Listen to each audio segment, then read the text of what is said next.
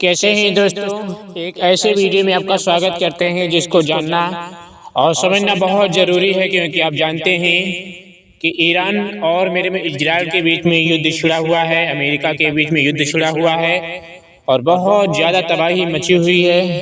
क्योंकि इसी बीच में प्रभु यीशु मसीह ने हमें एक वचन बोल के गए हैं कि जब तुम लड़ाइयों की चर्चा सुनोगे तो बिल्कुल घबराना नहीं, परेशान ना होना, क्योंकि इनका होना बहुत ज़रूरी है। क्योंकि उस समय ज़्यादा अंत नहीं होगा, क्योंकि वचन कहता है ये होंगे और तुम समझ जाना कि मेरा आगमन बहुत ही निकट है।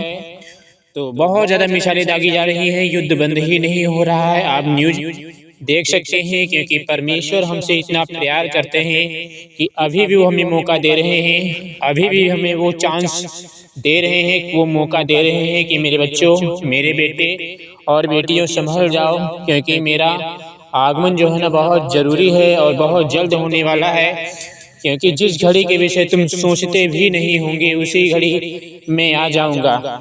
इसलिए तुम तैयार रहना, जागते रहना, प्रार्थना करते रहना, क्योंकि तुम्हारा मन कहीं खुमार ना हो जाए, इस जीवन की चिंताओं में कहीं सुस्त ना हो जाए और वो दिन तुम पर फंदे के समान कहीं अचानक ना पड़े जो सारे संसार के ऊपर आने वाला है, कहीं वो तुम पर ना पड़े। इसलिए प्रभु ने हमें सावधान करने को लिए बोला है।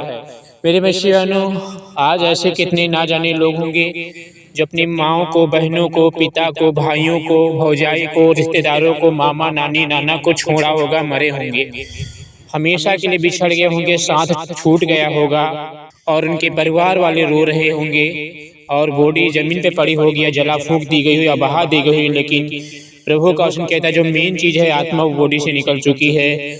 अब अगर उसने यीशु पर विश्वास किया होगा तो उसे आराम की जगह पे पहुंचाया जाएगा, सुख की जगह पे पहुंचाया जाएगा। और जब यीशु का आगमन होगा तो वही आत्मा शरीर फिर से मिल जाएगा, रैप्चर उठा लिए जाएंगे।